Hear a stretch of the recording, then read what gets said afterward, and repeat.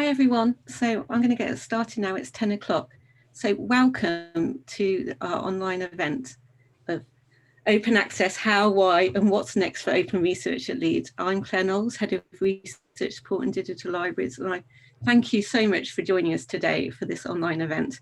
I wish we could host you in person with biscuits and pastries in the library, but unfortunately not. So thank you for joining us here, and we understand how busy everyone is at this time. So please feel free to join us at the parts you can and follow and catch up on Twitter and video later.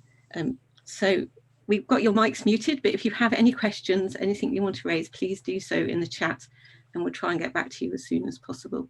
So without further ado, I want to hand over to our Vice-Chancellor, Professor Simone Buitendijk, for kick off our event. Thank you, Simone. Thanks, Claire, and thanks pronouncing my last name so beautifully. I know it's not easy for non-Dutch people to do that.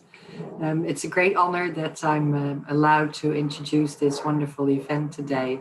I'm Simone Buitendijk, as Claire has just said, and I'm relatively new, I think I can still say that after a month and a half, I'm Vice-Chancellor at the wonderful University of Leeds, and I'm really proud that we're organizing this event today around a very important theme. Also from my perspective as Vice-Chancellor. I truly believe that universities can play an enormous role in tackling global challenges. I think we're the only networked institutions that actually can change the global challenges and can help the world survive, which it of course clearly needs. And there's so many issues that we're dealing with right now. And in order to do that well, the more open we are, the more collaborative, the more we share our knowledge, I think the more effective we're going to be.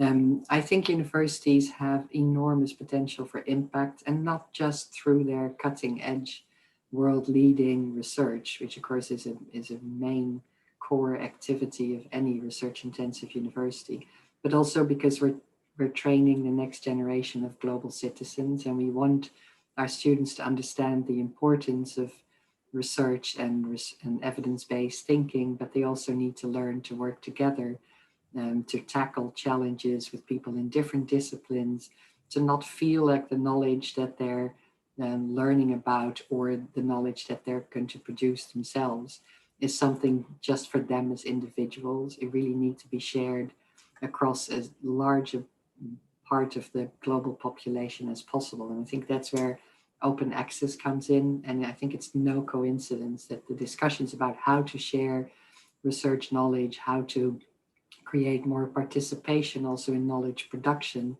is becoming so important in every university, in funding agencies, with policymakers.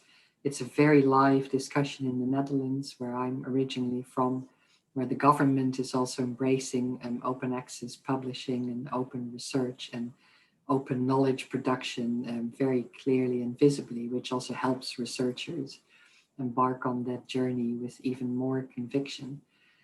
I think the COVID crisis has shown us the power of truly working together and moving beyond our own university, our own research group, and really thinking about how we can share as quickly as possible, as effectively as possible. And I'm truly hoping that's one of those things coming out of the COVID crisis that we want to keep once the crisis is over. It's hard to imagine it will be over, but at some point it will be. And I think there are things we've learned in going through it together that we won't want to let go of. And I'm pretty sure one of those is the collaboration without being driven by egotistical needs between researchers, between universities, between countries. And that's something that I think is really important and we should hold on to. So that whole principle of sharing knowledge and making sure it's there for the entire global population, I think is really important and very dear to me. My own background is in public health and epidemiology. I'm an MD, but I pretty much after my medical studies went straight into research and never stopped doing that. So I never went to clinical training and basically worked as a researcher until I got the university job in the Netherlands now about, I think, 10 years ago. Time flies, I don't even remember exactly. And the area that I was working on was maternal and child health. I actually studied primary care for children in the Netherlands. There's a system where we have a separate group of professionals, nurses and doctors who do vaccinations and are very much working from the prevention angle to make sure Dutch children grow up as happily and healthily as possible, because of course they're the next generation of adults who need to make the country work well and thriving. And in doing research in maternal and child health, it was so important to work very closely together with the public health nurses and physicians, with midwives. And they were often not trained in doing research the way clinical medical practitioners are. So working together, not just in knowledge production, but also knowledge sharing, was very much part of my professional life. And I came to appreciate so much the input from medical practitioners in framing the research questions, in thinking about how to actually gather data, how to analyze them, and making sure that that was something that a journey we were on together. Because for researchers to frame the questions that are important for practitioners and do that well, they need to work together from the get-go. And open access publishing, unfortunately, wasn't as prevalent back then as it is now, because by the time we actually got the results that were very pertinent to the midwives, to the public health practitioners and nurses, it was really difficult to publish that in a way that was accessible for them. So what we often ended up doing was publishing in not open access journals, also for our own impact and our own research status in the world.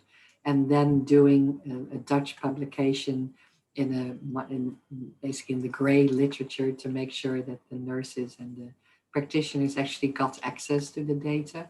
And it would have been brilliant if the ecosystem would have been a lot more round than more like it is now, where open access publishing is much more normal, something you think about before, or maybe you'll even publish with the people who help you gather the data and frame the questions, instead of having these two groups so apart from each other.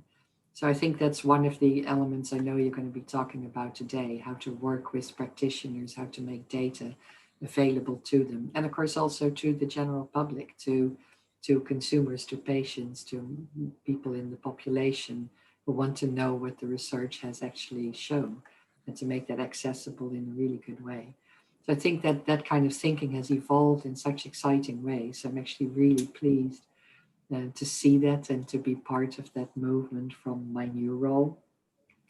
One thing I want to say before I hand over to the keynote speaker, and I think you're going to have a great conference today, judging from all the wonderful people who are there, and I know Professor Sir Duncan Wingham will talk a lot more knowledgeable about this than I can. But one thing I want to add to the whole picture is open education. I've been Pro Vice-Chancellor Education in my previous jobs. I'm very aware of what's happening in innovation in education. And education too, university education, research-based education, is moving into much more open access and availability. And the online platforms and the way we can now share our research with the world is greatly helping in that. And I see it as one. I think if we produce education, even degree-bearing education for a global population of learners and students in the areas where our research is absolutely stellar, multidisciplinary, cutting edge, it will also attract people who are already in jobs, who need to be upskilled, who need to understand what to do with this rapidly changing knowledge base. Then I think we can truly bring our research to incredibly large parts of the population of people who want to use it, who truly want to help it, to use it to help shape policy, to really make the population happier and healthier. And that's what I said in the beginning. I think that's what we're all about, how to contribute to the global questions, and how to contribute really to the global challenges. So for me, the discussions around open access research link very closely to open access education, to basically open to to everybody who wants to contribute and who wants to use our knowledge base. So I know we're onto something really important, and I'm very proud that Leeds, University of Leeds, is hosting this event today. So I'll now hand over to Claire, who's going to introduce the keynote speaker in more detail. And I wish you all a great conference. Let's stay connected. Let's keep working together, universities, funding agencies, policymakers, and to make the world a better place even more effectively than we could have done in the past. And with that, I'll leave you to the next bit. Thank you very much. Thank you very much, Simone, for kicking us off and talking about your experiences. So next, I'm going to hand over to our keynote speaker, Professor Sir Duncan Wingham, who's an Leeds alumni and Chief Executive of NERC, the Natural Environment Research Council. Thank you, Claire, and thank you, Simone, for a really excellent introduction, I think, to the topic. Although you remarked that I may know much more than you do, I'm not altogether sure that's true, but maybe I can offer slightly different perspectives. First of all, thank you very much to Stella, I think, Butler, who originally asked me for this opportunity to talk to you.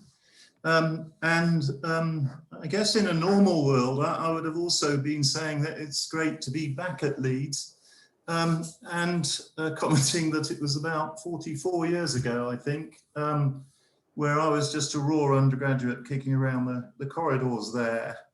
But we're not quite in normal times, as we all know. Yesterday I attended an away day, which is the first away day I've ever attended, where everybody was at home. And just to illustrate that times have changed. But nonetheless, it's very nice to have this opportunity and at least return to Leeds electronically. In just the mails we swapped, I guess, in thinking about what to say today, I guess I was asked if I could talk about UKRI's intentions for open science in the round. I think it's fair to say that not quite able to do this in the sense that we don't have an elaborated plan for what we're going to do in the next 5 years under the heading of open science. What I'd like to do though really is just to survey the issues that have survey the issues that really come under this heading for us, and in doing so hopefully raise things that may lead to some interesting discussion. I'm hoping to finish in time to have some questions, some answers, and also perhaps to try only by example, to illustrate what the term open science perhaps means.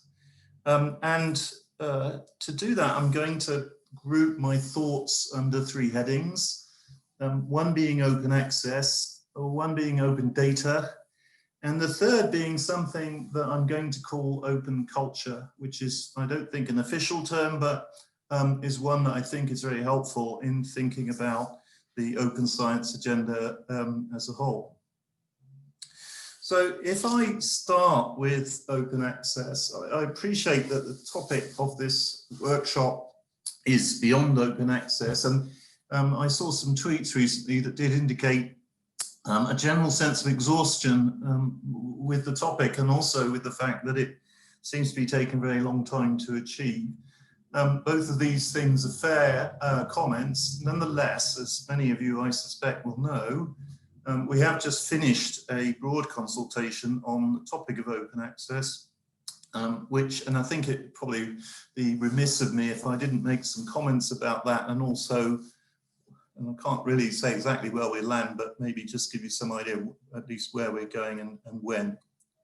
So we have finished a public consultation on the topic of open access, and I think that it's fair to say of it that we didn't learn much new, and that if you look at the responses in the round, you can see very clearly that they fall into roughly 2 camps.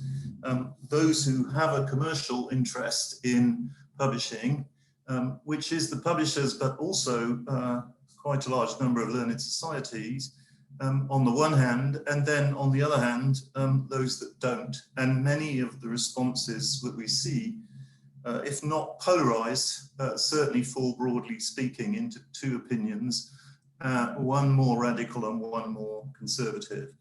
And I think that probably won't surprise anybody. And you could even challenge me as to what the value of a consultation is if it only tells you what you thought you knew. To which my response, I think, is to say, first of all, it does codify it. It does confirm what the consensus or lack of it is across the landscape. But it also is important in being clear about where we need to make decisions, because there isn't overriding consensus.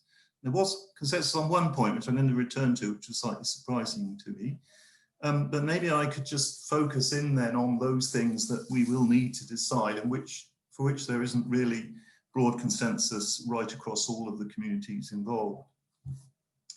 The first of these is rather obvious, which is the funding of open access, and the question of whether or not in pursuing it, we should increase the funding that we make available for publishing. I think it's very easy, actually, to make a case that we should increase the funding available if we wish to pursue open access, primarily because at the moment, a good case can be made that UKRI underfunds, and that we don't fund sufficiently well even to publish the work that we are funding to date. So there is, I think, a case there. On the other hand, I think it's very important to recognize that UKRI is a minority player in terms of funding total publication in the UK. The universities are spending roughly 10 times what we make directly available. And in those circumstances then, we need to take care about the extent to which we insist on a policy for which we are substantially not picking up the tab. Related to this question is the next thorny issue, which I think we're going to have to resolve, which is the question of whether or not we are prepared to support hybrids. I think this is quite a complicated question and often reduced to a almost moral view about the nature of hybrid marketing. Nothing immoral about hybrid marketing. It's no different, for example, than getting a TV cable service and then paying extra for pay-per-view. It's not an unusual commercial model. The difficulty really is more around pricing policy rather than the business model. And the fact that, by and large, APCs in hybrid journals are costed in order to cover the notional loss that publishers will suffer by printing an article open access. On the other hand, hybrids have some important functions, and they're notably important in the arts, humanities, and social sciences. And this is particularly true of a large number of smaller, but nonetheless significant journals and societies. So I think that is a finely balanced question, and one that relates back to this larger question of whether the extent to which it's appropriate for a funder to insist on certain restrictions on the part of the universities when they're not, they're only a minority funder of it. And then the final issue I think I'll touch on, which is in the same category, is copyright. And here I would say that there's a pretty split range of views on whether or not we should insist on the ownership of copyright. It's worth just remarking that if, as our draft policy does, one insists on CC BY licensing for journal articles, the purpose of the license is to allow one to put the copyright to one side. So to some extent, if you have a CC BY license, you needn't worry too much about copyright. Also, if we were to make it a requirement that authors and institutions, or some combination of them, retain copyright, it's a difficult policy to police. And there is an argument that says that we shouldn't embark on policies if we're not able to assure ourselves that they are respected. So those, I think, are the three main issues where we're just going to have to take a decision. And I guess we're going to try and do that soon, and then take the policy through the various governances that will all have to reach agreement in order to arrive at a final policy. One being the UKRI board, one being the suite of funding councils, because this is also something we're trying to do in concert with the REF. And then finally with the UK Science Minister, who, as many of you know, is taking quite a keen interest in achieving open access. The one surprise for me was that there was fairly uniform support for moving fairly quickly. And in putting out the draft policy, my attitude was that the one thing I thought we'd get a lot of pushback on was the date at which we said it would apply. And our draft policy in this respect was reasonably aggressive, because we put a date on the date of publication, not on the date of the award of a grant. But nonetheless, there was a clear majority in this case for, where I put it is, moving quickly and a strong signal of could you get a move on. So I think it's likely then that we will try and respect that view and move fairly quickly. So that's where we are with open access. I did remark recently to someone that it would be really good if we could produce an open access policy before I retire. And while I'm not going to comment on how long that event is from now, I do think it would be good to now bring this whole question of the future open access policy to a close, and a successful close, in that we do intend to move to full and immediate open access. If I move to the topic of open data, I mean, maybe the first thing to say about open data perhaps is that it's not new, in that a number of scientific disciplines have had open data policies and open data infrastructure for a long time. And the reason for that is that there's been a scientific research driver which has meant that unless one pools data and unless one makes it available and unless one brings it together, one will not be able to answer the scientific questions of greatest interest. And in my own discipline, from the environmental sciences, it would just have been impossible to reach the understanding that we have of the atmosphere or the ocean or the solid earth if data hadn't been brought together in an open way and shared, at least within the research community, in a completely transparent and organized fashion. So open data of itself isn't new. What is new, of course, is its ubiquity, the many different forms that it now can come in, the many different ways it can be manipulated and handled and turned into a variety of information. Simone mentioned COVID and essentially took my line, because I was going to make exactly the same point. The event of COVID is demonstrating in a very direct way the power of open data.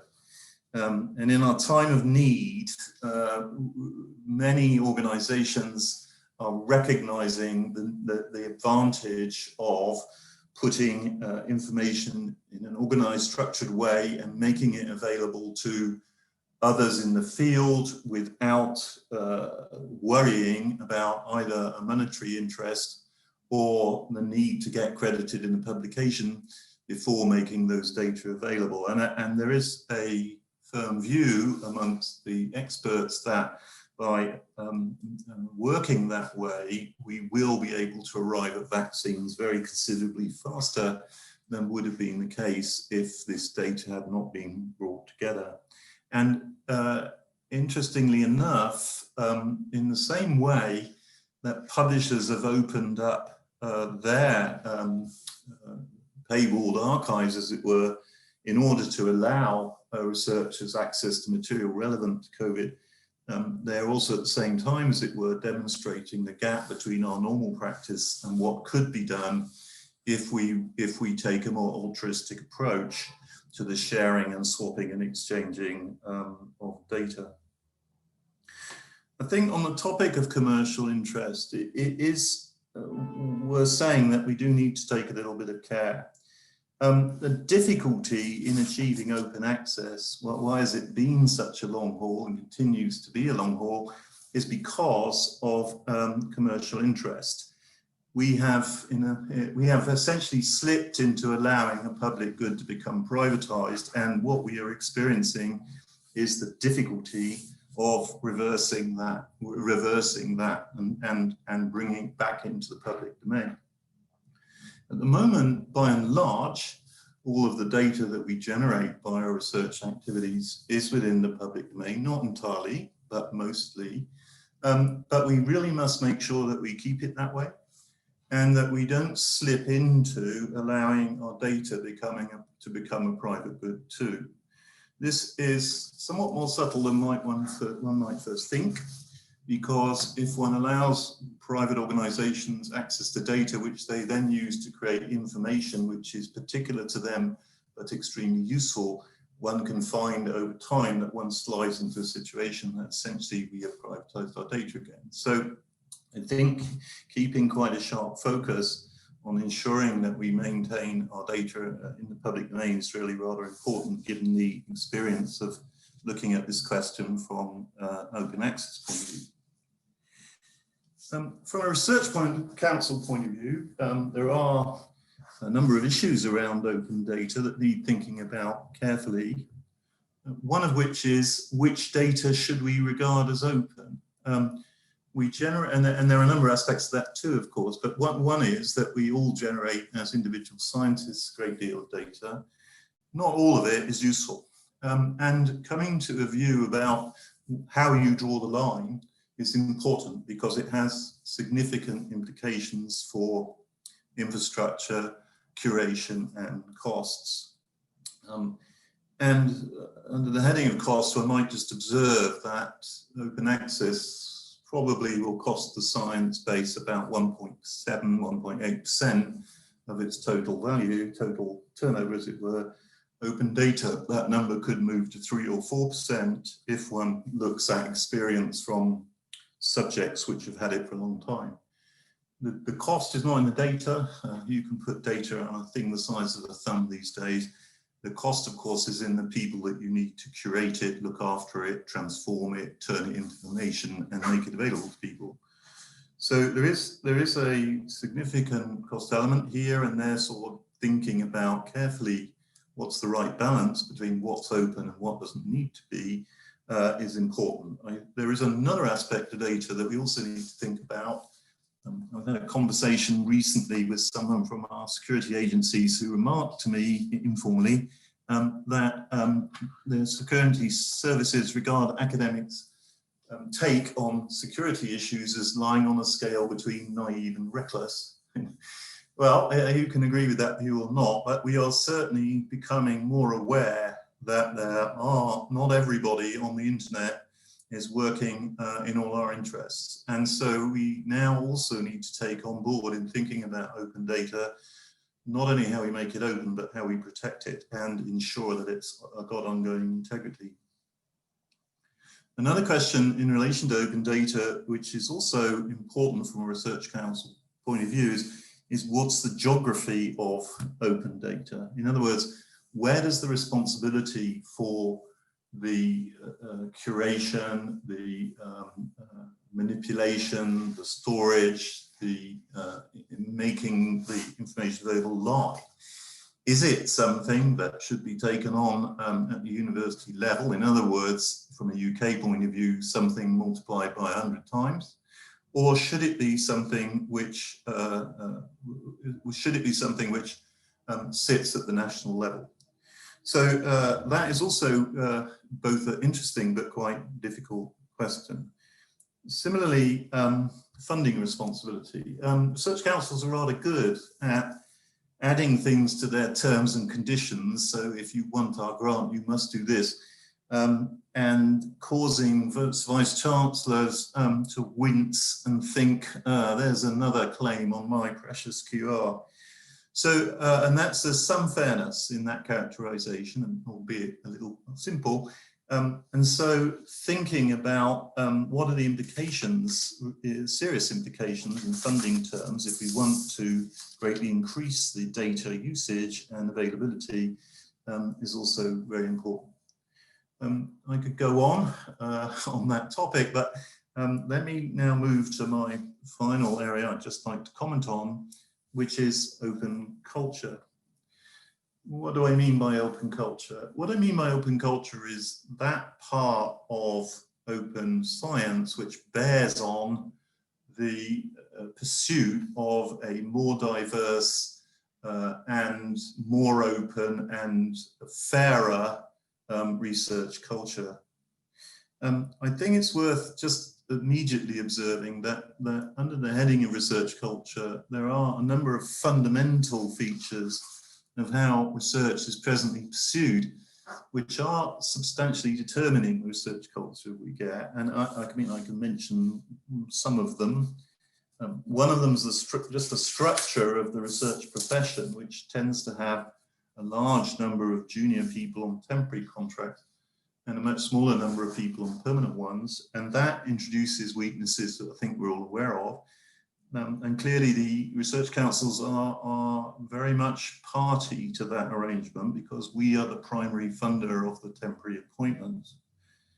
There are also difficulties around what I might describe as the PI model, which has become a phrase that just simply encapsulates the fact that there's been a great deal of focus on the individual PI, not the least because they are seen as profit making, and very much less on all of the other people that are needed to make a successful science.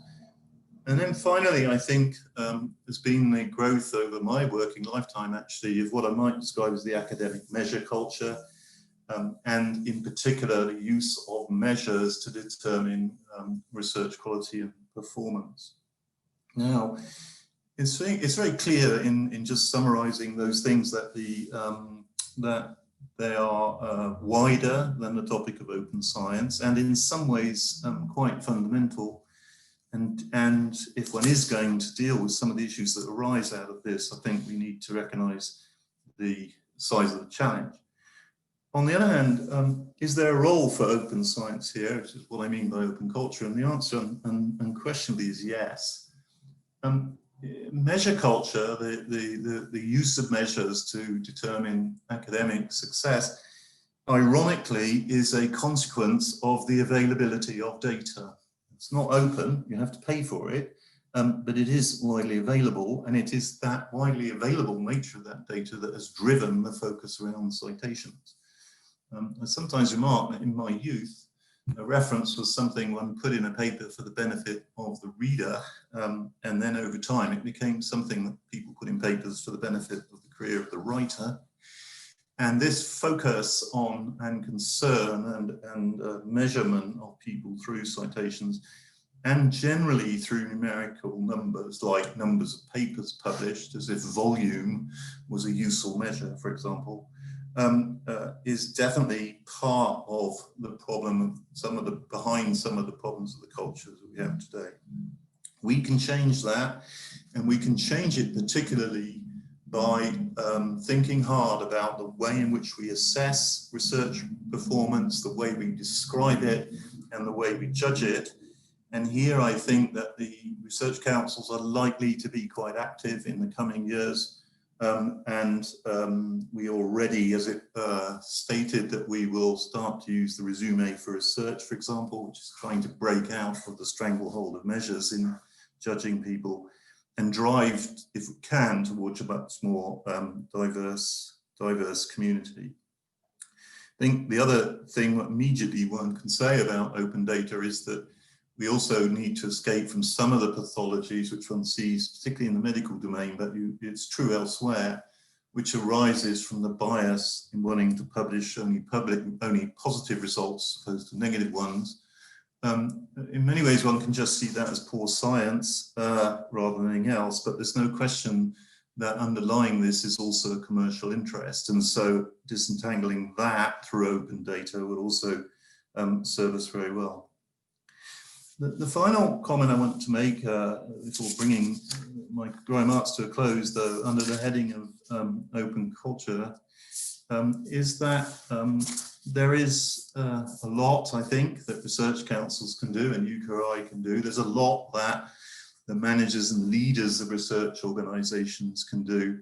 But if we really want to change culture, if we really want to end up with a scientific community that's more open, that is fairer in its judgments, which is cognizant of all the roles of people, and which somehow or another produces a more attractive career path, especially for folk who are young, we are only going to be able to do that if practitioners themselves join that group of people who want to change. I think that research councils and the leadership of institutions can achieve a lot, but if we really want to be successful under this heading of culture, we need all three. We need the councils, we need the institutions, and we need the practitioners, the average Joe and Josephine scientist, to join up, because that is how we will, in the end, achieve what we need to do. So there is just a quick survey across the landscape and the things that we are thinking about. As we move from open access through open data to open culture, you can hear in what I'm saying, things get less specific, more aspirational, more strategic, less tactical. And that's just reflecting the nature of where we are with these three things.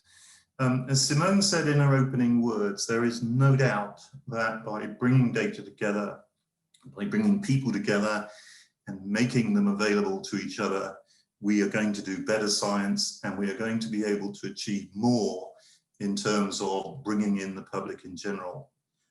So there's a bright future in here, but there's also quite a lot of work to do. And with that, I will bring my remarks to a close. Thank you very much. So if you have any questions, please put them in the chat, and we've got a couple already that I'm going to pose to you. So what do you think is the future of scientific journals in the relation of the move to open access? Do you think they will ever be obsolete? I suppose it depends how long ever is. I guess that my feeling about this, in a sense, is no, in that I find it extraordinarily difficult to imagine us achieving scientific advance if we are not writing things. And so a written record of what we're doing, a written explanation, a written argument seems to me fundamental to what we do and unlikely to change. On the other hand, I do think that it's likely, if we run forwards 25 years, I think I would be very surprised actually if the whole habit and pattern of the current provision of journals is the same. I think that we're already seeing the growth of preprint servers. We are seeing a considerable increase in the exchanges in many subjects, not just one or two, of material prior to publication. And I think there is also a real willingness and desire to move away from prestige journals to which too much attention is paid at the cost of a great deal of excellent material that's elsewhere. So I don't think this is going to be a stable landscape. That's certainly the case. Thank you. And the next questions are about cost. So how can we overcome the expensive or high cost of publication in high impact open access journals? And related to that are the fact that costs are very high and at times unavoidable for PhD students who are self-funding their studies. How can we reduce this burden on students? Yeah, I'll maybe separate these two out. Yeah.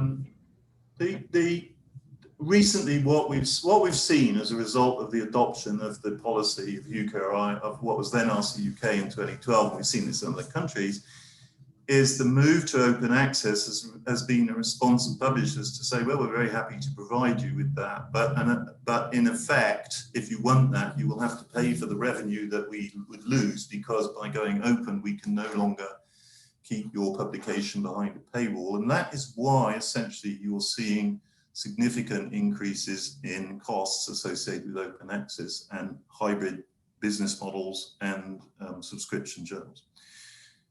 It's also true to say that as far as we can see, there's been very little downward pressure on costs. So we found it very hard to find evidence of universities saying we must push the publishers' costs down. Recently we've seen it though. We have recently seen, particularly through JISC, which is a consortium of universities, real evidence that costs can be pushed down and that the publishers will move under concerted pressure. It's difficult for a single institution, but it's not that difficult for all institutions if they move together.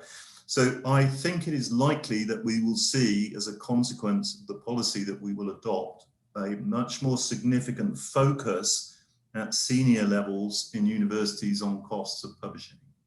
And what I mean by senior essentially is Vice-Chancellor rather than Pro-Vice-Chancellor, because that change will produce, I think, a much more greater, sharper focus on cost.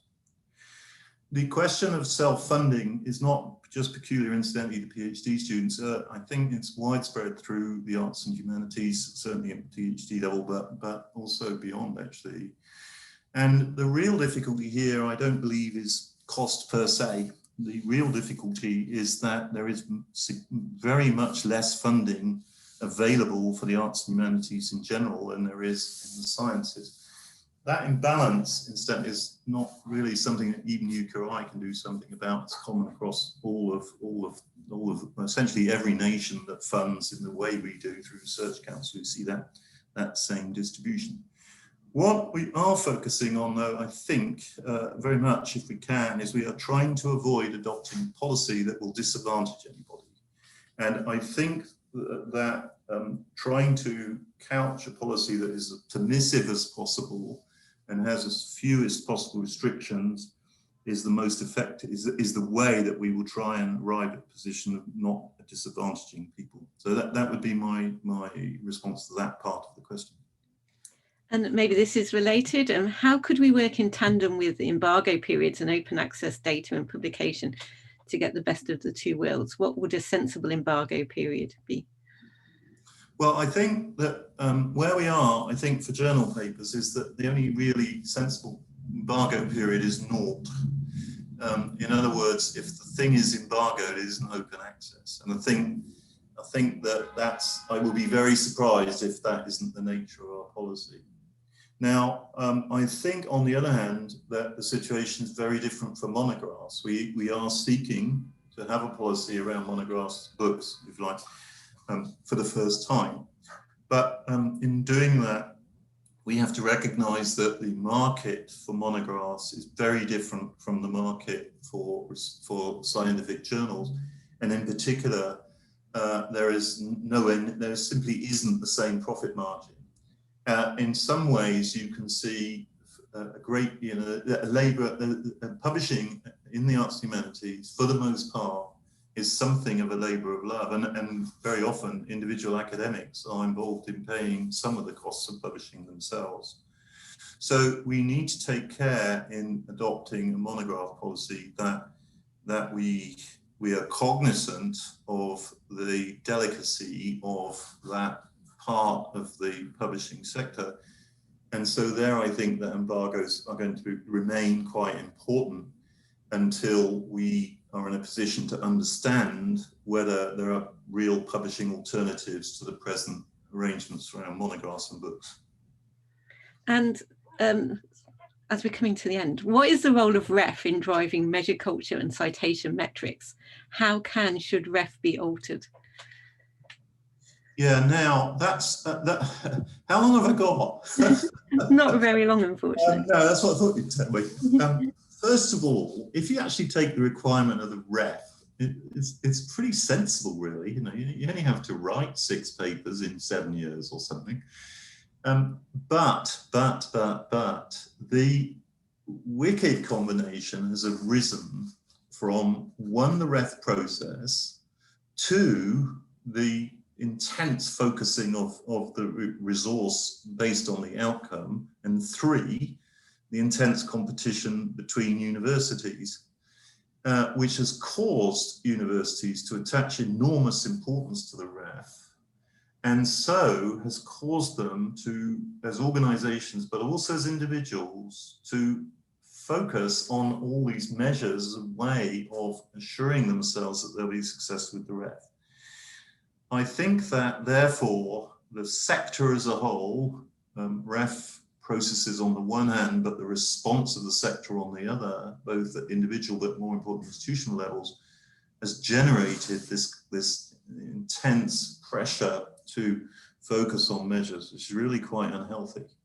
So indeed, the minister, Amanda Soloway, did make a long speech exactly on this topic just a few days ago, and did indicate that the next REF, the REF after next, as it were, is going to really focus on this question of research culture in organizations. And I think there is an expectation that universities are going to be under pressure through that process to look harder at the way in which they're judging, valuing, and encouraging staff. Thank you very much, and thank you for your time this morning. I'm sorry we didn't get to go to everybody's questions, but we have collected them all.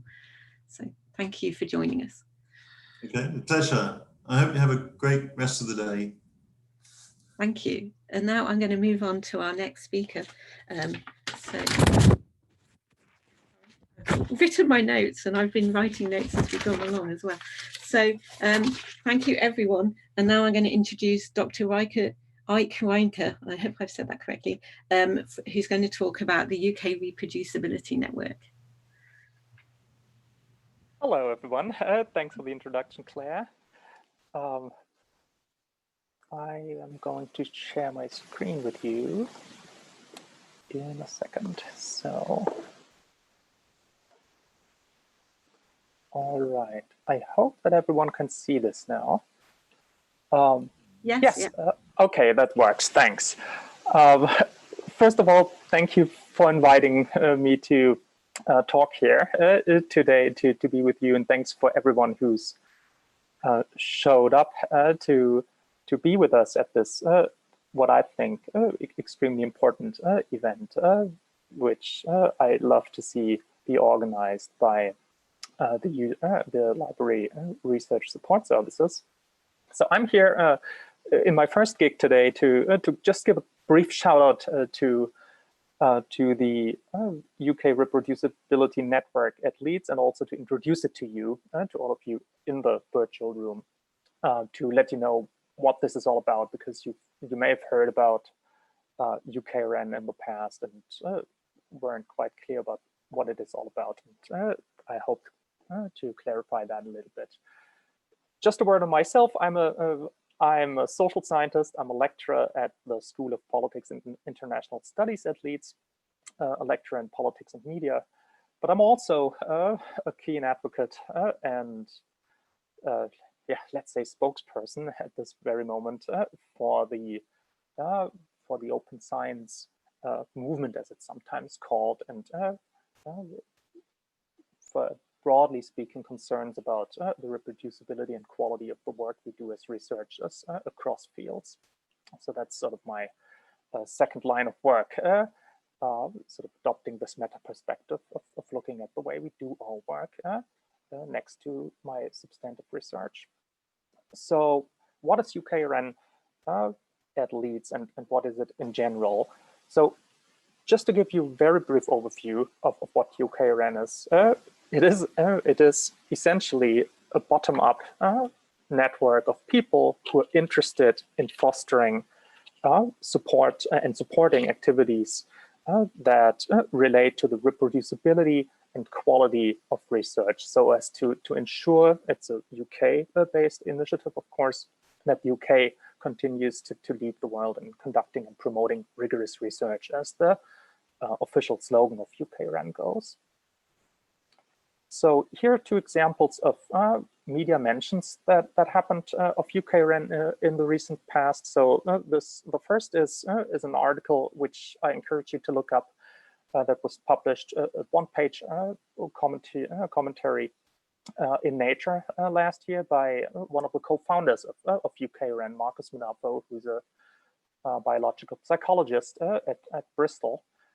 And then another article in the Times Higher Education about UKRN's progression in expanding its reach across the UK within its first year of existence. UKRN was just founded at the beginning of 2019, so it's a very young initiative that has already made quite a bit of sort of inroads in different places in the UK. So these are two articles that I can encourage you to look up if you want to read up more and know more than I can tell you in 10 minutes today.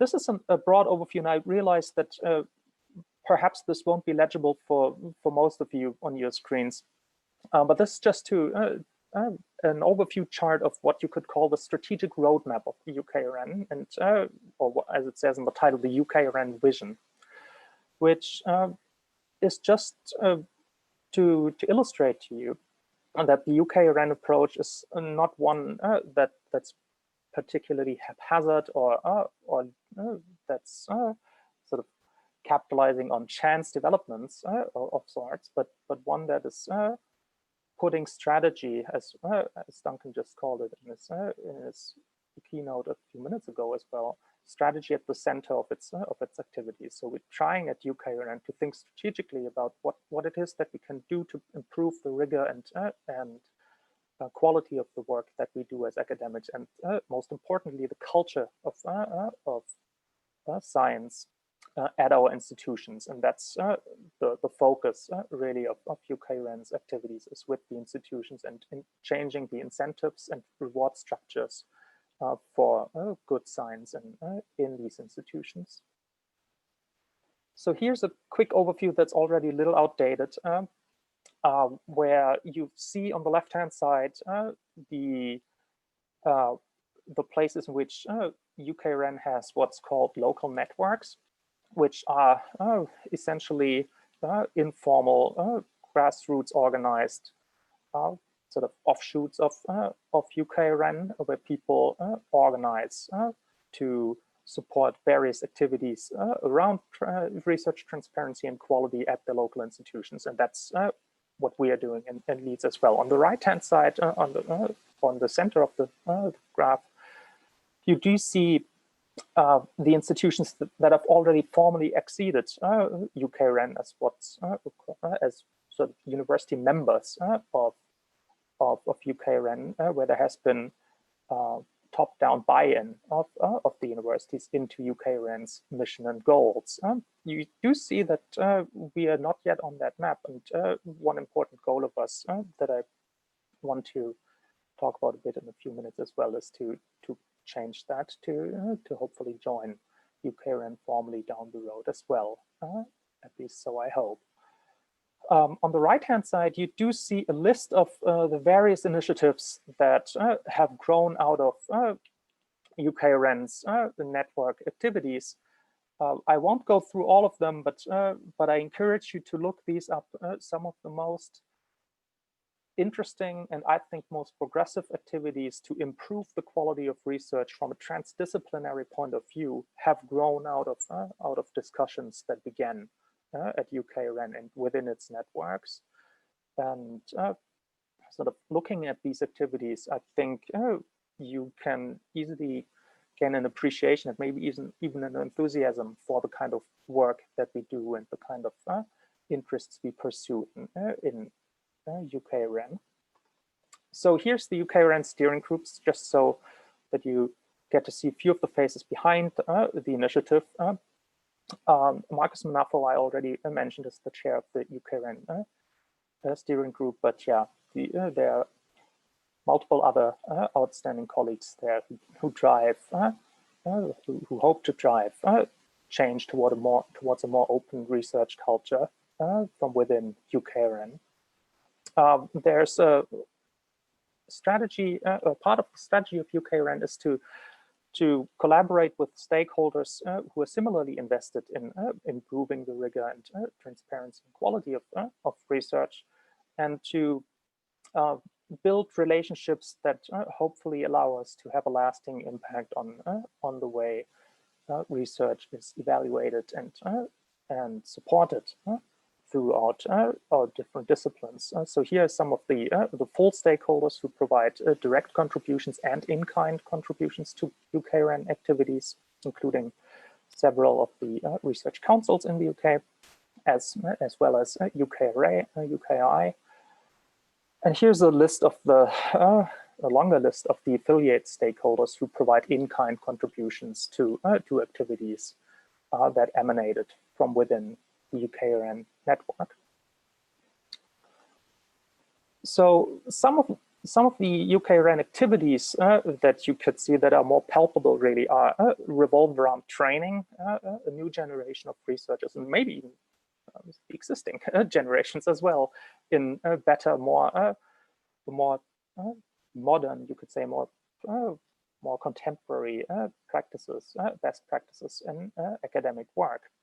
And here are some examples of these the training activities, but there are many more going on that I encourage you to look up on the UKRN website. I've put the link down there for you as well. Many of these, that's perhaps a welcome advantage of our current times, are offered online and virtually. So they through that have become more accessible than I think they may have been in the past. One important activity of UKRN is what's called the reproducibility, which is a transdisciplinary journal club initiative where people, anyone really who's interested in questions of transparency and reproducibility, research quality, can come together to discuss relevant research papers, meta-research papers, or just have discussions around research culture. So this is an initiative that has grown out of UKRN that is decentral as well.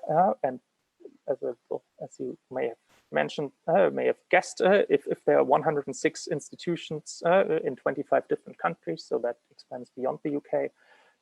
Leeds actually is amongst these institutions as well. So here we are. This is a list, or a snapshot of part of the UK reproducibility map. And here's our very own reproducibility journal club, where we do have discussions once a month about research papers or topics of general interest for people interested in research quality and rigor and transparency. So this is organized by Kelly Lloyd, whom you'll get to know much better in just a bit, as she's also having a talk today, together with Stephen Bradley, Connor Gold, and myself. If you are interested at all, your next opportunity to join us is actually not far around the corner. It's just next Tuesday, on the 27th of October, from 12 to 1. This is going to be our October meeting. Like I said, we meet once a month, and we'll this time talk about the origins of open research and open science and the reproducibility movement, so as to develop a historical awareness of where our current concerns have their deep roots in discussions that sometimes have been around for decades, but are left lingering until this day. Here's a link down there, which perhaps we can also post in the chat for you to click on if you want to register for that particular event. And that happens once a month again.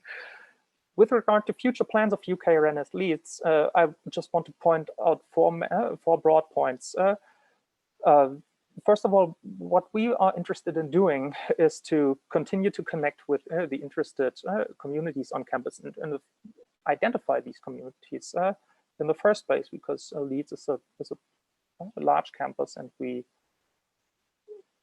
think that there are yet people out there who may not know about us, whom we don't know about as well, but who share our interest in furthering a transparent model of research and fostering an open research culture in general. We want to expand ties with local research structures at Leeds, for sure. That's on our agenda.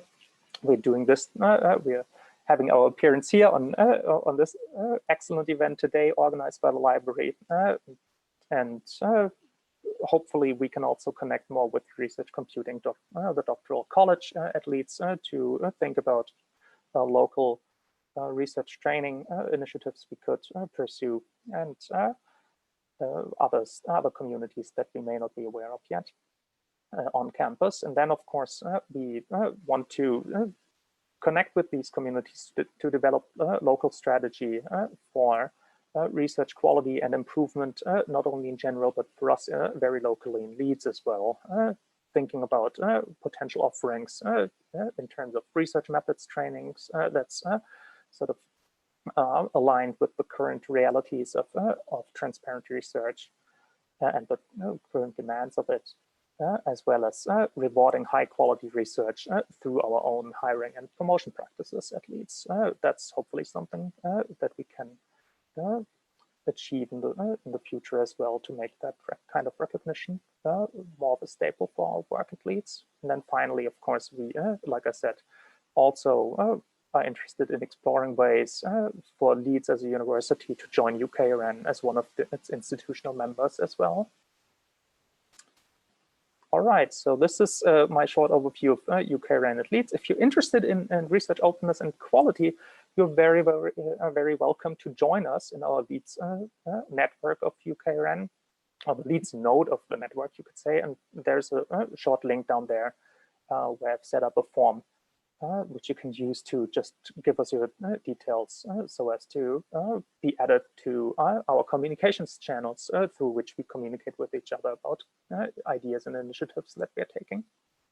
Thank you very much.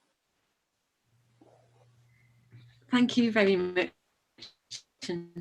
Please join the group next week if you can for the journal group. This is a quick comfort break, so you've got a few minutes, and then we're going to start at 11:05 with case studies that Nick Shepherd's going to be introducing, and that's going to be a panel, and then we'll have a panel Q&A at the end. So please continue to ask questions in the chat, and please, if you haven't done so, introduce yourself via the chat and via the Padlet. We'll post that link again. So we hope to see you in about 4 or 5 minutes. Nick, I'm Open Research Advisor in the library, and I'm just going to very quickly introduce our panel speakers. So I'm not going to say very much, but just really to say that we've heard today about how open access to publications and the underlying research data are relatively well established, and with clear requirements articulated by the funding bodies, etc. So what we're really interested in from the library's perspective, and as a university as a whole, is extending these principles of openness throughout the research life cycle, into platforms, tools and services to enable replication of research results and to facilitate collaboration by maximising dissemination. So some of the things that Ika was referring to in his talk about UKRN.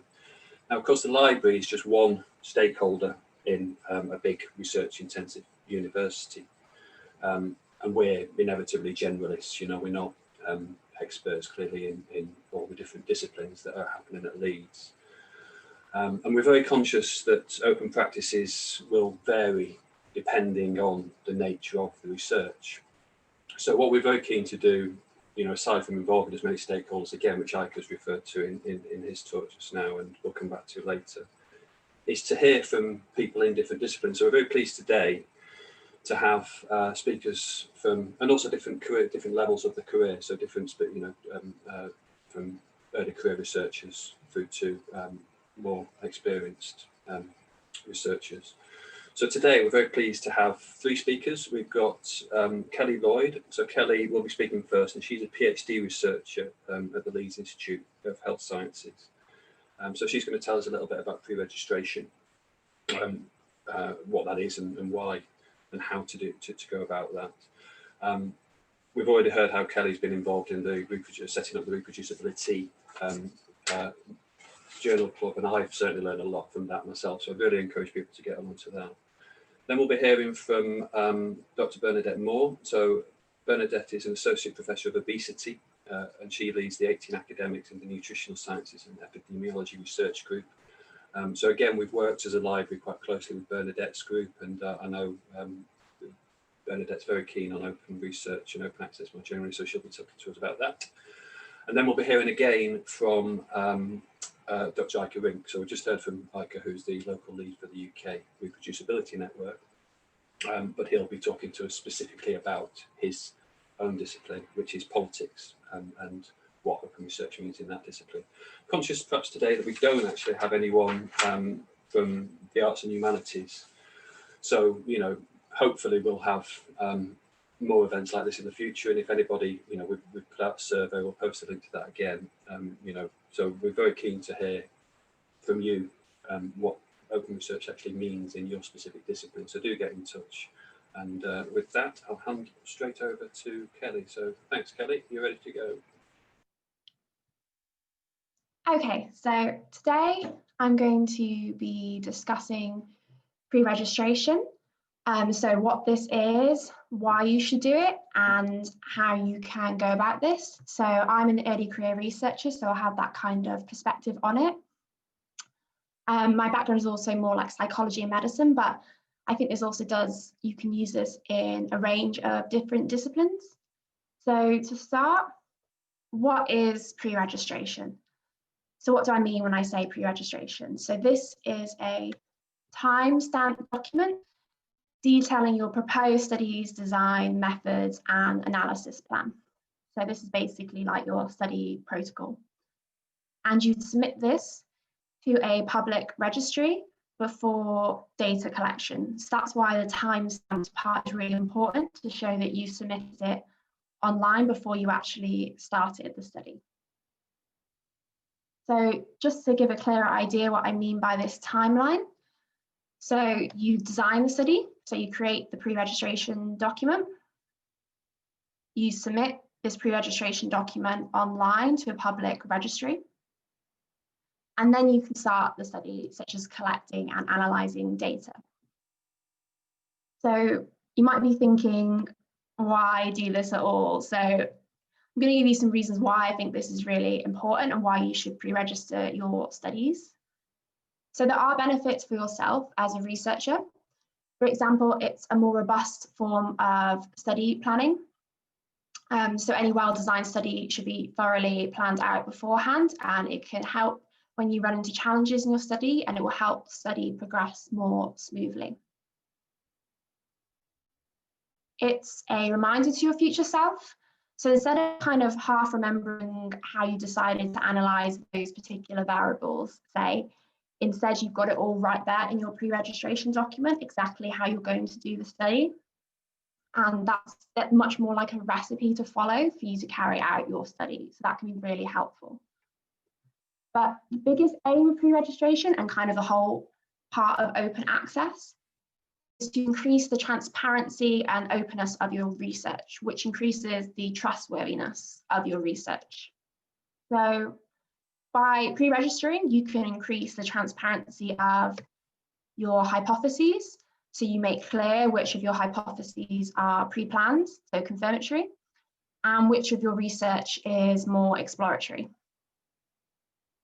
It makes more transparent your analyses, because a pre-registration document is a written record of your initial analysis plan for the study. So it's important to increase transparency. I'll just go into the next slide why it's important to increase your hypothesis, the transparency of your hypotheses and analysis. So the aim of pre-registration is that it can reduce, or at least make transparent, some of these questionable research practices. So for example, parking, which is hypothesizing after results are known. And this is changing your hypothesis to fit the results of your study.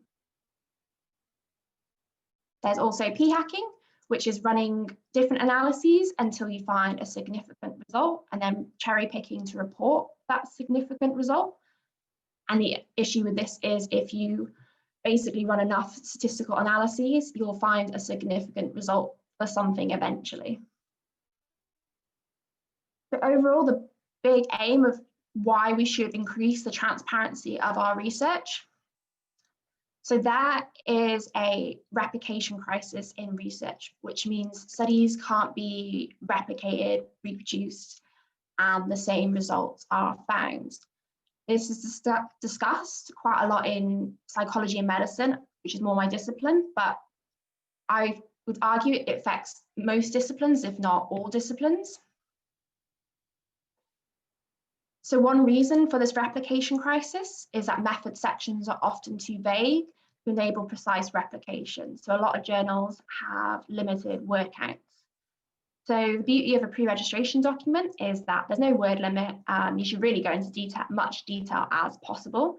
That will make your study more transparent. And you can link to your pre-registration document in your published article. So by increasing this transparency, it will help future replication studies. It's helped so much to actually understand what people's initial plan was for the study in so much depth. So I hope I've convinced you that you should pre-register, and now you're thinking, how can I go about this? Well, there are multiple ways, but one way is through Open Science Framework. So you can tell from the title that this is a website all about open science.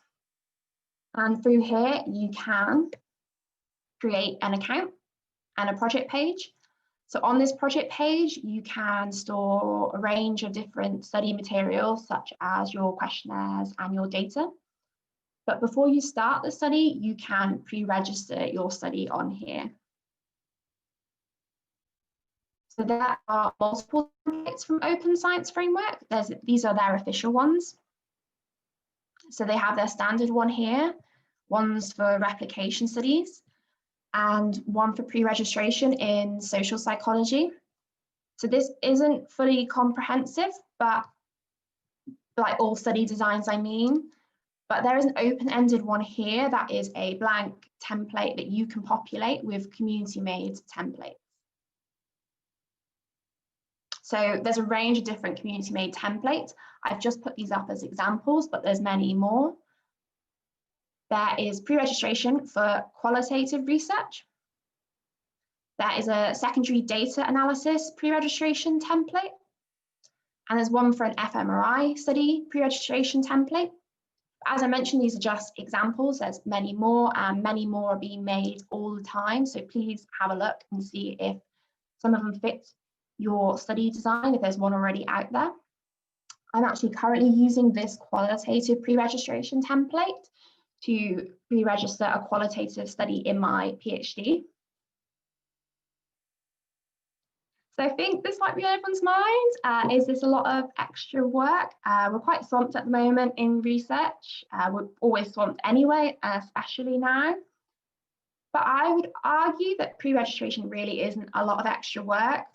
For example, you're more front-loading the work, so it takes longer at the beginning, but it will help your study progress more smoothly. It will help when you run into challenges, and I think that will also help the study run faster. If you've created an ethics or grant application, then you already have a written plan somewhere of your study. Now you just have to adapt it for a pre-registration template and upload it to a public registry. So that's what I did for my qualitative study. I took the grant ethics application and I had all the details in there. I could copy and paste it into a qualitative pre-registration template. It was honestly really easy. So basically, I pre-registered first. I am an early career researcher, but I first pre-registered my study for my master's dissertation. So I did a secondary analysis of an existing data set. And some of the benefits I found with pre-registering from an early career researcher perspective is that it helped to speed up the research process. Again, it helped it progress really smoothly. I thoroughly planned out the study beforehand with my supervisor, and that helped with running into any challenges in the study. I had less queries from my supervisor. I could be more independent and carry on with the study. I couldn't forget what decisions were made, as it was all right there in my pre-registration document. As mentioned before, a pre-registration document is more like a recipe to follow for your study. So again, I had less queries from my supervisor. I could sort of just follow the plan and get on with it. And you see the theme here I'm saying is more that I felt more independent carrying out the study because I pre-registered it. And that made me feel like I had more confidence carrying out the study. And also another benefit is I felt like I have contributed to making my study more transparent, and that increases the trustworthiness of my study. So just before I come to the end, I just want to talk about registered reports. So this is pre-registration, but it is one step further. So a registered report is a publication format where you submit your introduction, methods, and analysis plan to a journal for peer review, and this is stage 1 peer review. So if accepted at stage 1, the study will be published regardless of the findings. So the study has been accepted based off the methodological quality of the study. So as long as you follow the study plan that you outlined at stage 1, or at least if you have exploratory analyses, these are clarified and justified, then it will pass stage 2 peer review. So first, similar to the other pre-registration timeline, you develop the idea, develop the pre-registration document. In this case, it's a registered report. So instead of submitting to a public registry here, you submit to a journal for stage 1 peer review. And then once accepted, you start the study. You collect and analyze the data and write the report. So yeah, then it will go to stage 2 peer review. It will be accepted as long as it follows the plan, and the report is published. So this is a timeline all across one journal. So there are benefits to registered reports that you don't get in standard pre-registration. So one of the benefits is that registered reports are more likely to publish non-significant results. There's a file draw problem in research where many null results are not published. A lot of journals want novel and exciting significant results, but novel results are just as important. A previous study looked at null results in registered reports, and they found that an estimated 61% of registered reports reported null findings, so reported hypotheses that were not supported. This is much, much higher than the estimation from articles in the traditional literature. So an estimated 5 to 20% of articles in the traditional literature publish null findings, which is really small. So some additional benefits to registered reports. You'll get feedback on your methods and analysis plan before you conduct the study, which is a really invaluable time to get peer review feedback because you can still make changes on your study. You already know that your study will be published, so that's a relief. When you're actually conducting the study, you're safe in the knowledge it will be published.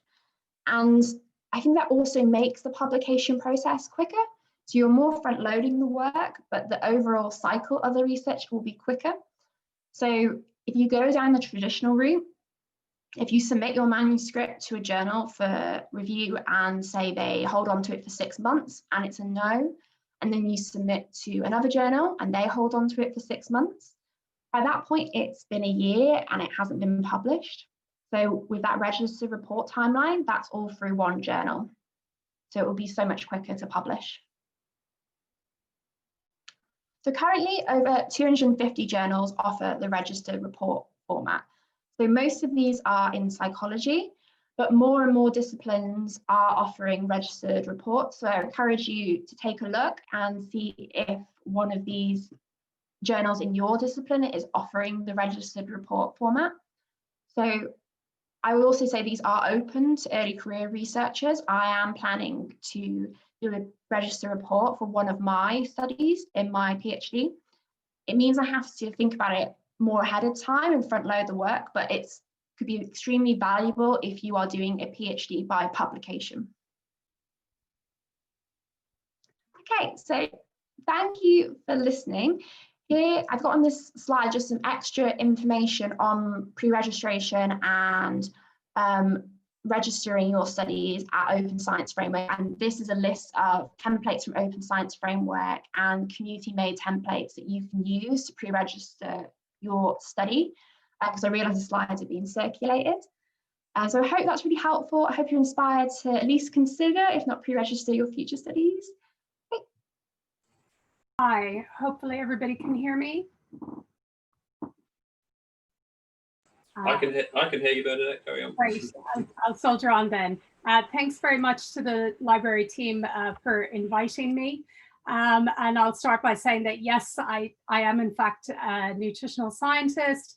And I thought that my inspiration for today's reminiscing is really that one of the hottest topics at the moment, both in nutrition and in medicine, is this concept of greater personalization, greater precision in the recommendations we make, whether that's for medicine or for nutrition. And as you may be aware, we can now get a remarkable amount of information about ourselves in a way that we couldn't even 5 or 10 years ago. Many people wear activity watches. We can get information about how we sleep. And the cost of genetic sequencing has come down remarkably in the last decade.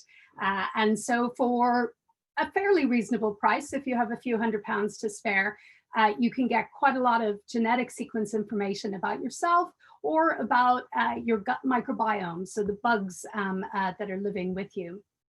And a lot of this has to do with early decisions related to sharing of data, making data open, and in particular sequence data.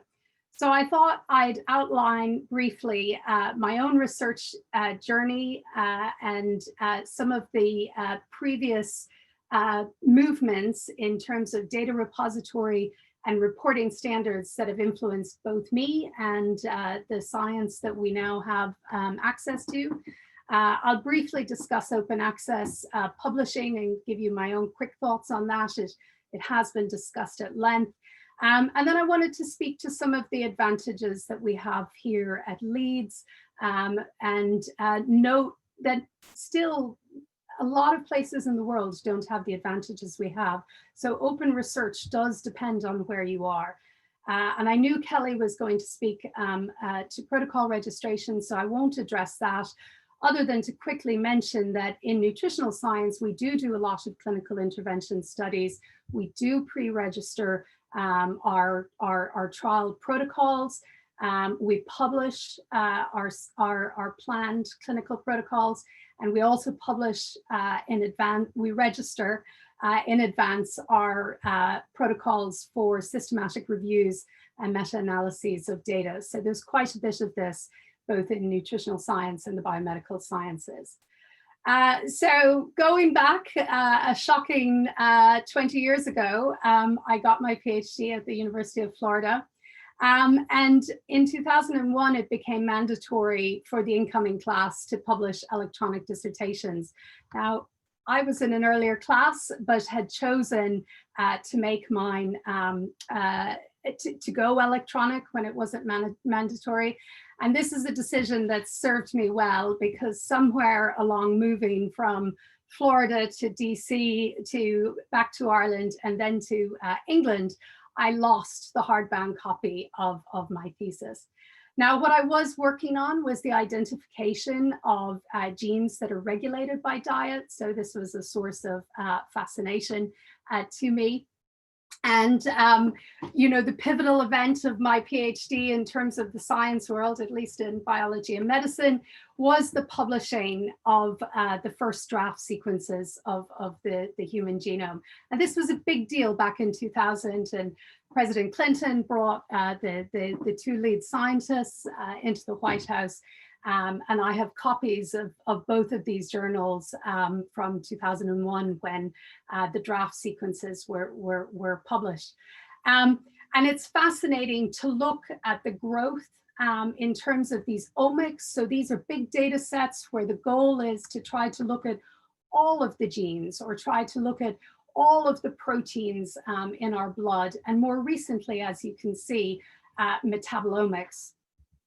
And small molecules that are in our blood that we can use diagnostically. So this was all very inspirational for me. And so I went and I did my postdoc and got to work with Francis Collins, which was fairly amazing. And at the time, The state of the art were these microarrays, these gene chips, and they came from advances in lithography, but they also came alongside massive advances in data analysis and data processing. And it was all brand new. So we spent an awful lot of time talking about the standards of how these data should be reported, and also where were we going to store them. And fundamental to the ethos of the Human Genome Project and all of the sequencing projects that have come since is that these data would be available for the whole world to use subsequently. It's also where I encountered my first wiki. So Wikipedia came to life in 2001. The term wiki is actually Hawaiian for quick, and it was a way scientists were communicating. So somebody has mentioned GitHub as well. So in biology, open data has existed for quite a while, and Sir Wingham mentioned that, and of course in other fields like physics and mathematics, even earlier, there's been a culture of open data. So I went back to Ireland in 2005 at the same time that the field of proteomics was going through a very similar process. Where were we going to store proteomic data? How were we going to report it? And this paper came out in 2007 as I started my first laboratory and was applying proteomics work in my own research. So this is a fairly recent published paper. It did come from my first PhD student's work. And you can see at the end of the paper that we've made all of the mass spectrometry data, the raw data, available through this repository, this standard PRIDE repository that's used throughout Europe. And I just looked today, and the number of data sets has increased about 4,000 since I gave this talk a year ago. And if you go to our entry, you can download all of the original raw files, and these are fairly hefty. It took Christos quite a while to put them up there, but they can be used by anybody. And as it happens, as it happens, just this June, I was contacted by somebody from the Netherlands asking me, was my raw data available? So I thought maybe they hadn't read the paper very closely, because I responded that yes, it was already available. And this group is doing a large scale analysis of a variety of all of the liver data sets that exist, with the goal of identifying new biomarkers.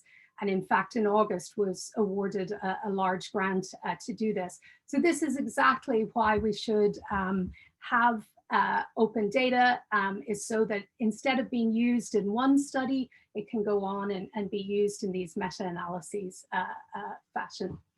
So I just briefly want to say that in both the University of Surrey and Leeds, I have had a role in ref preparations, working with metrics, so measurement culture for sure, and working very closely with the libraries at both universities. So I think one of the drives for open access is that it's you're making your research available everywhere. The thinking is that drives citations, but of course there is a difference between gold versus green. Here at Leeds, we're fortunate in that we have the White Rose repository, so we can make our research open. But there's some concerns for people who can't afford the very, very steep fees for many of the high impact, as we measure them, journals, and that includes us here at Leeds. So I lead a large research group, and there is no way we can afford to pay for all of the papers we publish every year to be open access. So there's still some work to be done there, and I'll mention it again. Now, interestingly, when I was looking to see how this affects developing countries in particular, I found this paper from last year, which actually suggests that in low-income countries, there's a greater culture of publishing in open access journals. Here's America down here in the dark green circle. There's a couple of reasons why this could be. So there's some complexity here. And that's probably for question time as to why that might be. Some of it has to do with the diseases that are being discussed, so infectious diseases and the culture of making those publications open. So what I do think is true is that depending on where you are, being completely following open research, achieving open access can be easier or harder. So for instance, one major advantage that we have here with the White Rose Research Online is that it shows up in PubMed, which for us biomedical scientists is the main database that we use. And so having that link there, in my mind, is much easier than some of other universities. So at Surrey, although they have a research repository, it's not linked to PubMed, and somebody outside is going to have to go to several extra steps to try to track down that author's copy of the paper. The other advantage we have is the Research Data Leeds repository, and also the support that we have to enable this. Here's one example from my first foray into this. And again, I think that there's positives and negatives. And I think scientists are in fact naive. And Sir Wingham mentioned commercial interests.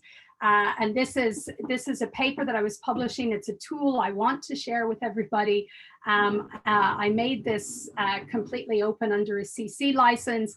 And I've since found out about a company that wants to take that and put it on a technical platform and then sell it and make money. Well, that wasn't exactly why I was making it open to the world. So I think there's pluses and minuses.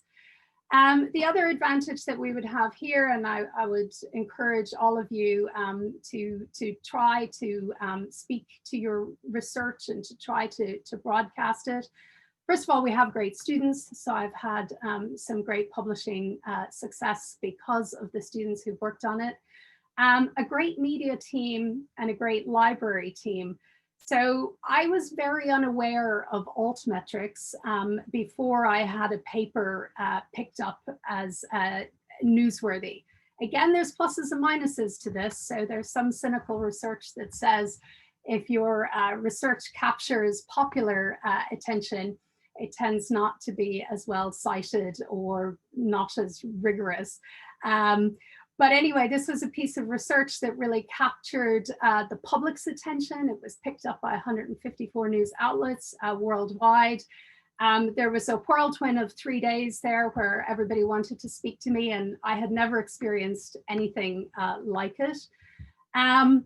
I'm certain it was in part because of the media team's savvy, as well as I would like to think our topic and the good work that we did. But I mentioned the library team here because we're hoping that we'll get a Wikipedia champion. And Nick has helped put in some citations to this work into Wikipedia, and is encouraging some of us to get better at editing. And time will tell if this will be cited more conventionally, but it's accrued 16 citations already in less than a couple of years. And it is remarkable to have a piece of work be in the top 4,000 out of 16 million papers. That really still kind of blows my mind. I don't know that that'll ever happen to me again, but it was fun while it lasted. We did a follow-up piece of work, again, with another fabulous undergraduate student and a database manager. So that's the piece about, do we have enough support? Sadly, this database manager has moved on, and because of COVID, we haven't replaced them. But we hope that we will get in some support for this. So when we published this follow-up with Neil's help, I wanted to make the data open access. And that meant we spent a lot of time on it. So knowing that anybody in the world could check my work meant that we really did extra due diligence. And thankfully, it all held up. So my conclusions is that open research makes for better quality research that's more widely disseminated. Open standards, protocols, data sharing, these are all key to research reproducibility. Open access publishing is undoubtedly positive. It increases dissemination. It makes your research accessible to more people around the world. But inequities definitely remain. So time after time, I look at a paper in a very high impact journal that's been made open access, which means in right when it's very hot, it will get a lot of attention and a lot of citations. And they're £5,000 to publish open access. So if we're struggling to do it, that certainly means that PhD students and people in developing countries can't. And then I can see that being here at Leeds has advantages that's not necessarily true in other institutions. So there's definitely a piece of work that requires us getting to a place where all researchers will be able to engage with open research in the way that we can here. And I'm happy to take any questions during the panel or later on down the road. Thank you. Great, thanks very much, Bernadette. That was great. So yeah, as Bernadette says, she'll be around, as will Kelly and Ike for questions afterwards. So without further ado, I'll hand straight over to Ike, who we've already heard of on UKRI in Leeds, and now talk about his own research.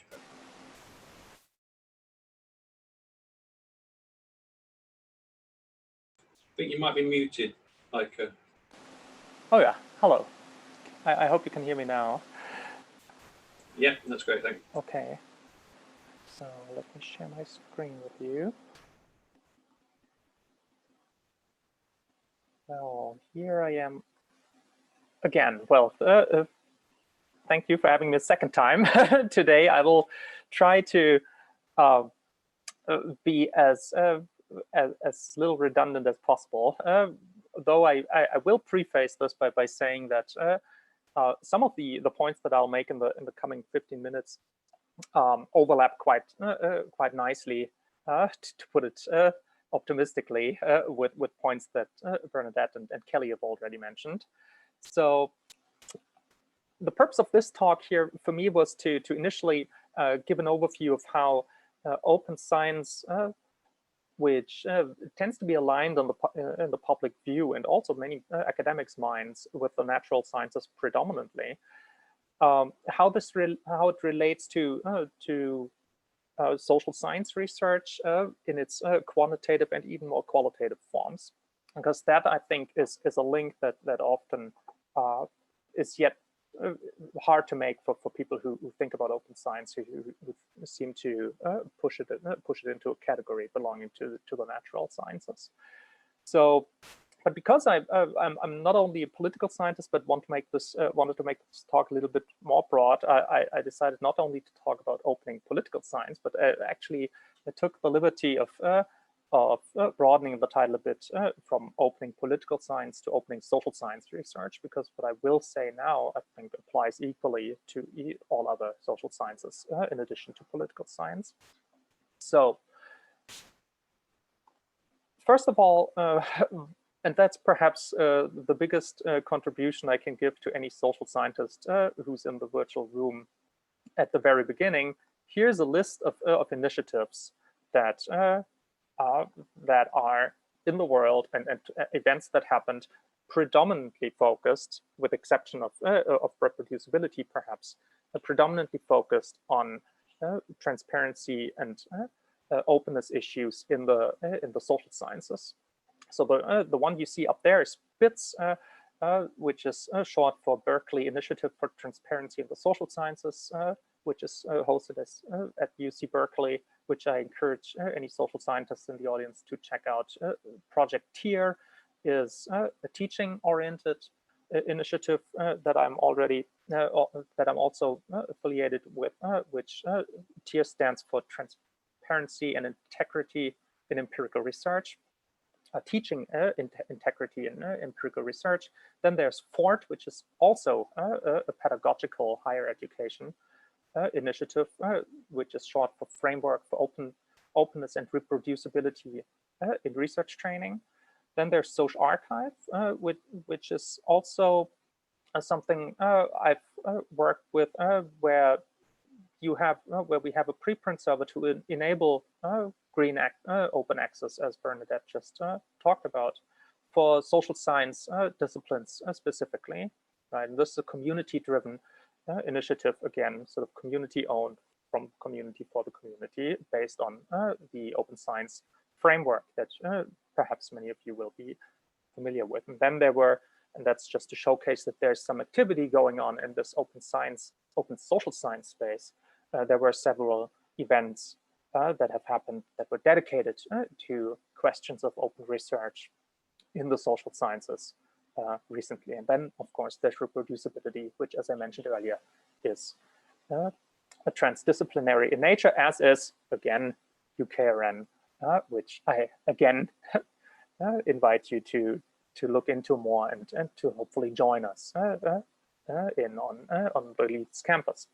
So here two very important, I think, formative documents that did a lot.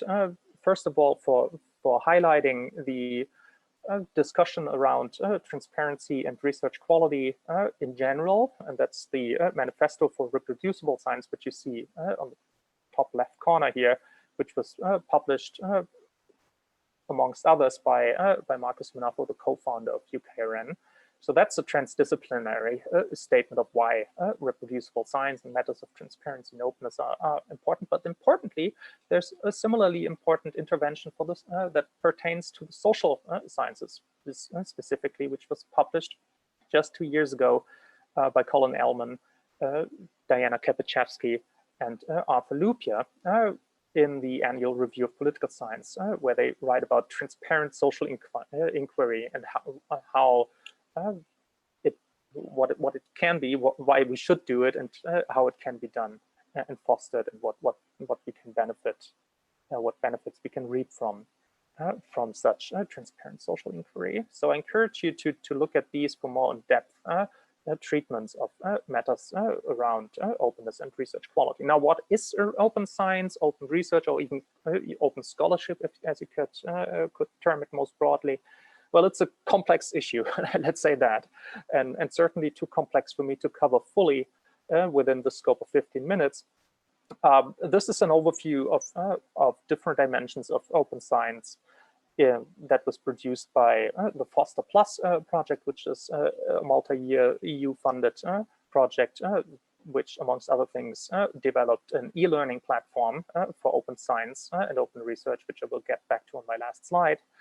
I will mostly talk about this one dimension of open science, which is open reproducible research. So the dimension of open science, which is concerned with the efforts of researchers to be as transparent as possible in conducting their own research, to sort of open the black box of their own research processes.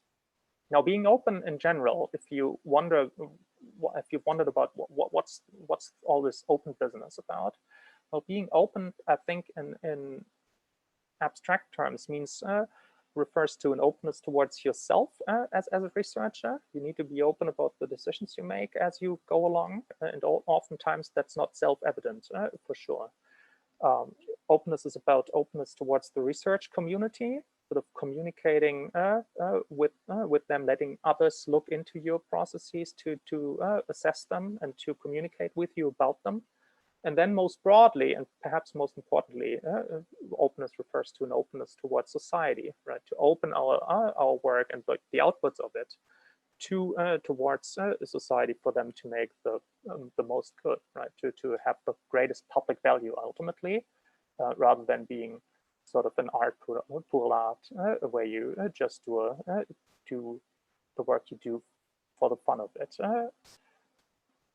So what I will talk about briefly is what's the problem that we're addressing in general, and that's where I think there's the most overlap with what Kelly already mentioned. Then I'll give a few indications of how large the problem is that we're addressing, that we're hoping to address with discussions around transparency, and then what we can do about it. And that's actually the core point of this talk, really.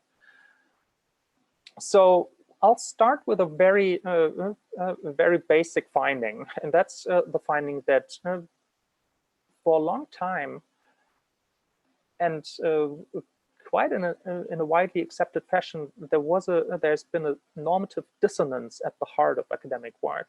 And by normative dissonance, I mean the divergence between the norms that are generally considered to be the guiding principles of scientific work and the realities of work, of research work as it was actually carried out. So you see here on the left-hand side, 6 of these norms, the first 4 of which correspond to or are the widely known Mertonian norms of scientific work, right? Communality, we want to be openly sharing our findings. Universalism, we evaluate our research only based on its merit. Disinterestedness, so an interest in finding truth, and organized skepticism, scientists considering all new evidence, hypotheses, and theories, even those that challenge their own work, and so on. And then there are 2 more added to this based on focus group work by Anderson et al. 2007, relating to self-ownership of scientists and the governance structure of science, and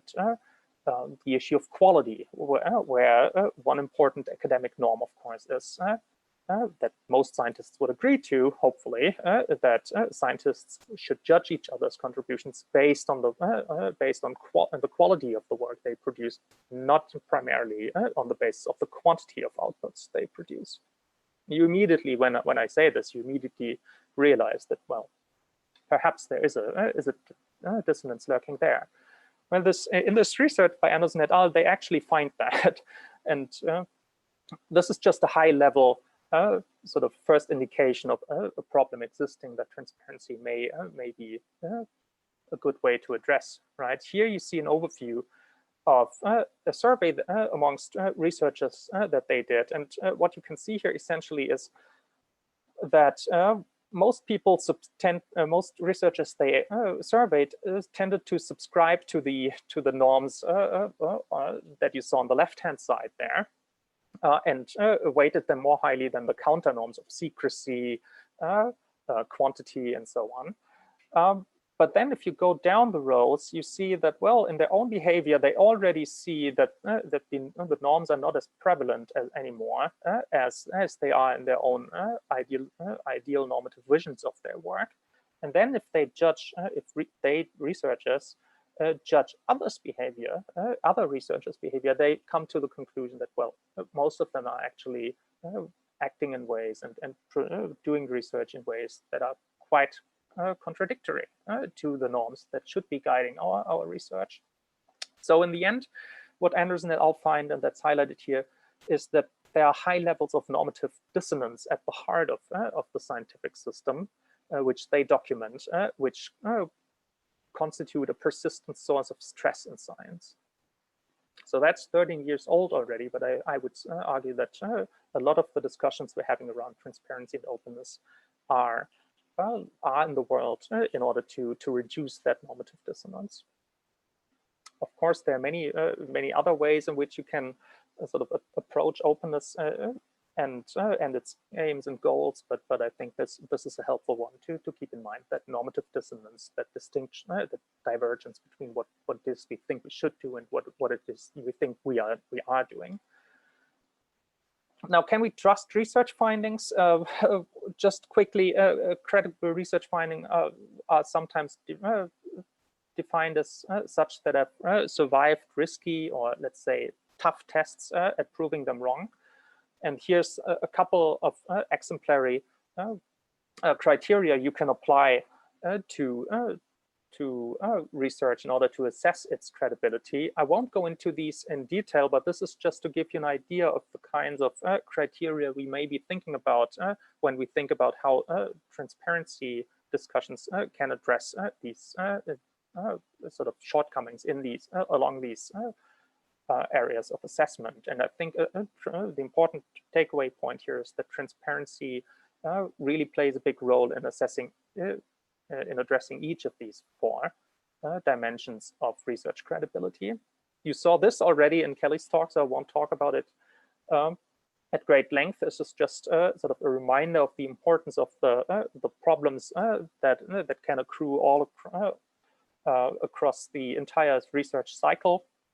Kelly already talked about p-hacking, harking, so hypothesizing after the results are known, a lack of replication in our work, low statistical power, and so on. And I'll just point out a few examples of this. So this is, again, harking, p-hacking, and hypothesis testing, where when you hark, essentially what you do is you're not being transparent about your research in the sense that you look at the data you collected and you adjust your hypothesis to the results or the patterns you find in the data, right? You're the Texas sharpshooter who shoots first and then paints the target around the arrow he is or the bullet he is put into the wall. Or you can be a p-hacker where you torture your data long enough to find the results you want to find, and like Kelly mentioned, that's usually possible. Or you are confirmatory hypothesis testing research, and then you will probably want to pre-register your work and distinguish it from more exploratory research on the left-hand side. So here is an overview, and that's also just briefly for you to look at from a study by Amy Orman and Andy Brzebilski, which I think illustrates quite nicely the degree to which analytical robustness is actually a big issue for us. So what they did here is they took one data set on which included variables on adolescent well-being and the use of digital media. And they tried to figure out theoretically by which conclusions you could come to statistically on regarding the effect of digital media use on adolescent well-being. And what they find, just summarizing this article, this graph here, is that using the same data set, just by tweaking the specification of your statistical models, you can come to any substantive conclusion. Right, you could conclude that using digital media is really good for adolescent well-being, whereas on the other hand, you could also conclude that there's no effect or even a negative effect. So this is a highly recommended article if you want to get an idea of just how large the researcher degrees of freedom are when it comes to concluding findings from data. This was all theoretical. In a work that I've been involved in myself, we did this not only theoretically, but actually empirically. And we sort of crowdsourced 74 research teams with more than 100 researchers and asked them to use the same data set we provided to them to answer an important social science research question, which concerns the effect of immigration into a country on the social policy preferences of the population in that country. We looked at what it was that researchers did with the data to answer test the hypothesis and which conclusions they come to. And quite frustratingly or fascinatingly as well, they came to all sorts of conclusions in the end as well. You see on the y-axis here the average marginal effect of that researchers estimated of immigration on social policy preferences, and you can see that research teams found evidence for each direction of the effect, including null findings. So the results are all over the place, and that tells us something about the need to be transparent about the way we analyzed our data and the ways we did not analyze our data, because our decisions are hugely consequential for the kinds of substantive conclusions we will draw from our data. So this is analytical robustness, but there's also publication bias, which Kelly also briefly mentioned already.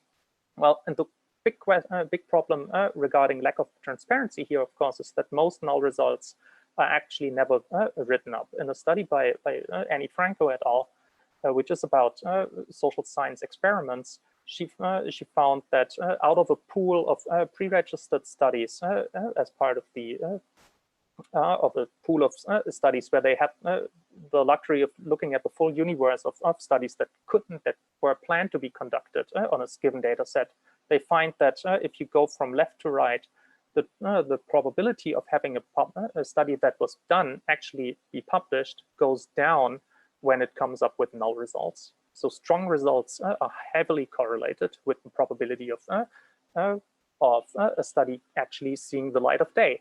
Well, why is that important? Well, it's important because it changes our view of the world quite dramatically, perhaps. So this is another study that I can highly recommend. It's not a social science study per se, but I love the slide here. This is by Fries et al. It's only a 3-page study, which I encourage you to look up. A study of the effectiveness of antidepressant treatments on depression symptoms. And you see here the step-by-step progression by which different reporting and citation biases alter the shape of the view of the evidence base. So on the leftmost side here in panel A, you see the full universe of clinical trials on antidepressant effectiveness that was actually conducted. I think it was around 100 studies, and I think 105 studies.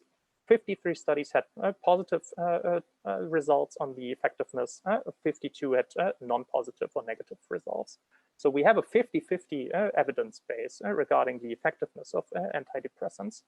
Well, they looked at the fate of these studies, and what they find is in the first step from A to B, there's publication bias. Many of the negative trials are not getting published in the first place. In the second step, which already skews the overall vision of our evidence base. In the second step, there's outcome reporting bias comes in. Some of the studies that got reported actually changed their primary outcome such that it suddenly turned out positive, which further changed the sort of vision, the perception of the evidence base from red to green. Then they further looked and found that some of the studies where negative results were found actually used spin in the framing of the findings to make the results not look as negative anymore, or suggestive of positive effects.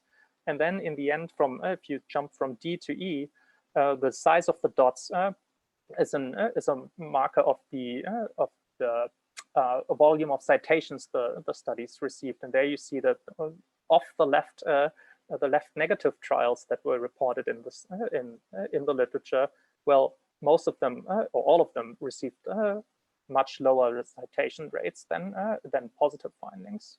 So in the end, of course, what you end up from starting from a 50-50 evidence base regarding the effectiveness of antidepressants, you end up with a view of the world, a scientific view of the world, if you will, which is heavily skewed towards the effectiveness of the treatment. And that, of course, is a problem and has a lot to do with a lack of transparency along the scientific process. Well, that also means that many of the published findings in the literature aren't as replicable as they were expected to be.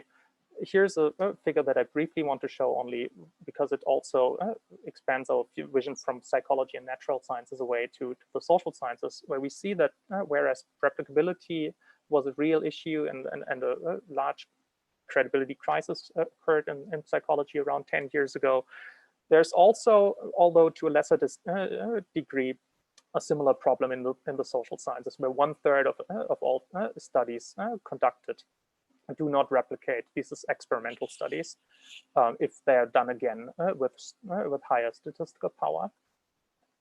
So taken together, questionable research practices, and publication bias lead to a lower credibility of research. And both these broad problems have broadly to do with a lack of transparency, which we should think about hard if we are engaged in the social sciences.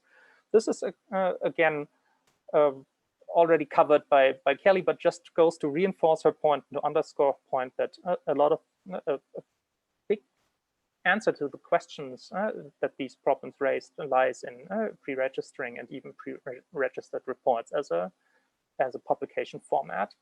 As registered reports also address publication and reporting biases, unlike mere pre-registration, where you could still pre-register a study if you have null findings and think it won't be published anyways. You're not going to bother anymore. That's still a risk there. So registered reports are actually probably more effective at addressing this. Again, to reinforce Kelly's point, registered reports are becoming ever more important and are more adopted by more and more journals. I do have a few slides here because you may find that all depressing when it comes just to say, Eike, that we are running into the question time. If you would. Yes, I'm just concluding now. Fantastic. I'm thankful for your patience there. Well, just to give you away on the last slides, a few ways in which you could actually adopt practices that address these problems in your own work. I've them listed here. I think the slides will be circulated, so I encourage you to look these up and try to think about how you can adopt them as well. Qualitative research practices I mentioned are often a little bit under the radar when it comes to transparency concerns, but there's a lot of discussion in the qualitative research space as well when it comes to increasing transparency of qualitative social work, social research as well. And the same goes for quantitative research practices like replication, which we can strengthen, and also promoting greater transparency and openness on the journal level. There's even a ranking, because we're liking metrics so much, as you know, in the sciences, that rewards journals for not only having a strong impact, but also having policies in place that ensure transparency and openness, which I think is a welcome addition to the usual journal impact factor.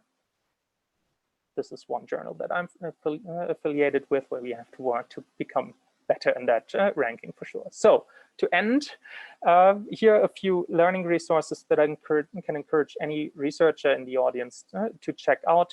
They're all for free in the spirit of openness, and can, I think, help you extremely in broadening your vision and expanding your own toolkit when it comes to making your own research more transparent. Thank you very much. Thanks, Eike, and thank you to Bernadette and Kelly for 3 fantastic talks. I was a bit reluctant to break in there. So this is Rachel from the library. We're just into the question time now. So I have collated a few questions for the speakers. I'll put some individual questions and then perhaps open it up a little bit more, but I am aware of the time, so perhaps we'll take about 5 minutes or so on this. So I think, Kelly, there was a lot of interest in the open, in your registered reports and pre-registration. There was a little bit of concern, I think. So Amal asked, are you not worried that if you post a pre-registration like this, that somebody else will look at your ideas and publish a similar project before you do? Yes, I saw that one. So I can see why that's a worry. I guess you could argue that by pre-registering your work, it's timestamped. So in a way, you kind of have more evidence that you came up with this idea first, I guess, opposed to like he said, she said. I obviously would encourage people to sort of use and adapt my work and replicate it, because there is a replication crisis. I think we should do more replication. But obviously, yeah, bad practice to not cite that person and their research. But as I said, it's timestamped, so you have a lot more evidence that you actually came up with that idea first. Thank you, Kelly. I think this is perhaps a theme from the morning, that there is the kind of, in theory, this is a great thing to do. And then there are some of the practical challenges and ways to get people involved in sharing data. Perhaps I could put a question to you, Bernadette, following on from your presentation. So I was very interested that some of the data that you'd shared had been, that potentially it's going to be commercially exploited by a company. And I just wondered if you wanted to reflect on why that was uncomfortable? And is this the kind of price we need to pay for opening up research in this way? Yeah, well, a caveat. So it was a tool rather than the data per se. And I think, so having done more investigation, there are other licensing options. So rather than a CC license, you can, and Nick might remember the name, but there's another license where essentially, and we do it at Leeds, where somebody just needs to fill in a form and they could use this questionnaire of mine, no problem, for free in the NHS or wherever. But they can't reproduce it for profit. So what bothered me, so in the beginning, I wanted to share it. So with that set of data, there are data, and then there's a patient information leaflet, and then there was this tool that could be used clinically by nutritionists or dietitians or physicians. And we have some plans. We'd like to make that electronic and come up with a nifty app. But basically I was doing it because I want doctors' offices where they don't have nutritionists or dietitians and can't access that information for them to be able to do it. So the idea that a savvy tech person was going to take that tool and incorporate it into a platform that they were then going to charge money for just didn't feel right. But it was probably my naivete on the license. So with the data, so I've since published data sets and I'm just not that worried. And I think the deal with data sets, so somebody brought up the point about mathematics. It depends on the data. So the Leeds repository, and I'm not sure what their limits are. That might not be the right repository depending on what your discipline is and what the format your field uses. But I was really interested in the platform Kelly had. That's just come my way, actually. We use Prospero for registering systematic reviews, but I was looking to see where I could register a scoping review. And then I found that platform. So I think getting a DOI, getting that date stamp, all of these things are really important for your own kind of intellectual property. But if you think somebody can make money off it and you don't want them to, you want to share it free, I think there's probably other ways to go. Thank you, Bernadette. And perhaps there's something for us to reflect there in the library and support services at the university around licensing advice, for example. And I'll put a question to Eike, and then I'll put one final question, I think, before handing back to Nick. So Eike, I think a lot of the people who are here today are here specifically because they're really interested in this field. But of course, lots of people are perhaps not so aware of open research practices. So I wondered what are the kind of key things that we can do to bring the UK Reproducibility Network to our colleagues' attention? Well, first of all, by talking about it, of course. And sort of circulating, for example, the invitations that Kelly sends around on a monthly basis, which are for everyone. So we're certainly open to have you there and to talk more about how individually in your situation, in whichever school in the university you are, we could start a UKRN conversation, right? And beyond that, I think this is something quite in general we're trying to figure out for UKRN at Leeds is just how we can become the most effective sort of promoters of transparency and openness in research on campus. So if anyone has an interest in joining us in that operation, then join the network. That's my main call here, and let's continue that conversation with us. Otherwise, I think yes, we are happy to have you in the library already, who are very supportive of pushing these issues, which we are very thankful for. Okay, thanks, Eike. And then if any of the panel want to take this up, this is really come from partly from the library, I think. So I think thinking back to Sir Duncan Wingham's presentation, some of it was about costing and funding, and some of you have also touched on that. Bernadette, you touched on that also. And so I think that there are sort of requirements and expectations from, say, research funders around open access and increasingly open research, but that's not always reflected in sort of budgets, in bidding. So is there anything that we need to be aware of or do around that to increase awareness and costing of this activity? Bernadette? We didn't, you know, it's a whole nother day's worth of talking around some of the issues around preprints and COVID-19. You know, myself, I've been a bit conservative on preprints, whereas there's some fields where it's just a done thing and people are very comfortable with it. One issue with preprints getting media attention is that it can be too preliminary and not quite accurate. The other issue that we haven't really touched on are the open access journals that are really poor. So there's a whole set of predatory journals, and actually there's a great web resource if you're curious. I don't know about anybody else. I get about 150 emails a day, and at least, I don't know, 2 to 10 are solicitations for some journal. So there's some of the concern that in some of those data on high publishing in open access journals, some of those could be not very reputable and not have very good peer review processes. So people end up suffering because they either have to go to a journal where they don't have to pay, but their research is hidden for a year, or they are rushing to publication and they'll go to any place that'll publish it for a very low cost, and then their research hasn't been scrutinized. So I think there are issues that just have not been solved, and I don't have a great solution.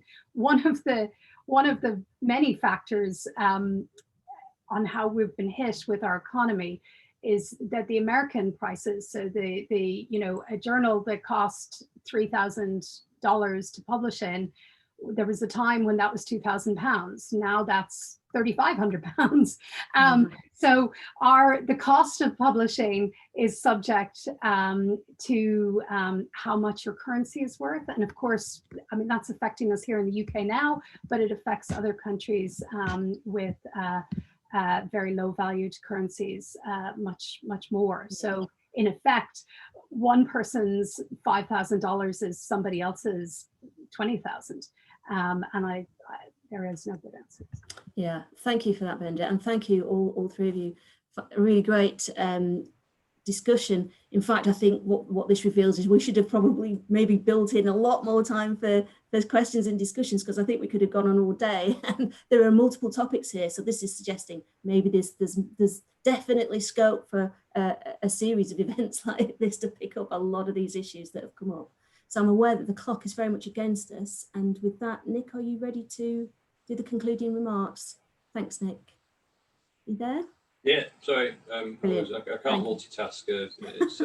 And bearing in mind the time, thank you for everybody for coming. I'm not going to keep you long because we have overrun our advertised closing time, although it does seem that there's still quite a lot of people with us. So, I mean, just to pick up on that really, I mean, unfortunately, we have run out of time for questions. And I knew this had happened because it's still, I used your template, Karen, and it's on automatic, so we'll keep going through. Yeah, we're very keen on building community really around open research and having more events like this. As I said today, you know, thanks to our three speakers, that was great. But we do, you know, want to hear from others in different disciplines, in the humanities, for example, or, you know, if you are interested in open research and presenting what you're doing, talk to us, and hopefully we can run, you know, more virtual events like this. Perhaps even, you know, real life events next year, who knows if that will be possible. Just to flag up again our survey. So I did promise in pre-event publicity that we'd share some results. We haven't had time frankly to do that. I was a bit naive into how difficult that would be. But we've had quite a lot of contributions to that survey today. So it was only 56 this morning. It's already at 83 from when I just looked. So please carry on doing that. There's ICA's link again. I don't know if somebody can put that again in the chat. So that's if you do want to be part of UKRI Leeds network, which I think you're planning on putting into an MS team, a Microsoft team, aren't you? Like, carry on introducing you on Padlet. That'll remain active again. All this helps create a community around this stuff. I have just got a few comments that I've picked out very quickly from the survey. So there's some of the positive comments that came through on the survey. I won't go through in any detail. I mean, it's the kind of things you might expect, and I think some of the stuff that we've covered today, I think it's important as well. Let's just jump on automatically to consider some of the negatives. So, I mean, there was an interesting comment that, as I say, I only glanced, but one person said that open research encourages academic misconduct. So I'd like to know more about what that meant. But so these are, you know, some valid concerns here, I think. Sorry, still automatically jumping on. This is an interesting point for ours at the bottom as well, that the amount of secondary analysis of data is perhaps negligible, but the time and effort in putting the data in the repositories is high. I think that's something we're aware of in our team, Rachel and myself and other colleagues working with our repository. You know, we don't frankly get a huge amount of reuse, and but you know, I think the actual act of putting it in the public domain can actually help ensure that people are considering the issues that we've been talking about today. So yeah, just please keep contributing to that survey and pass it around your colleagues, etc. I should just mention actually another response on the negative side was simply no time.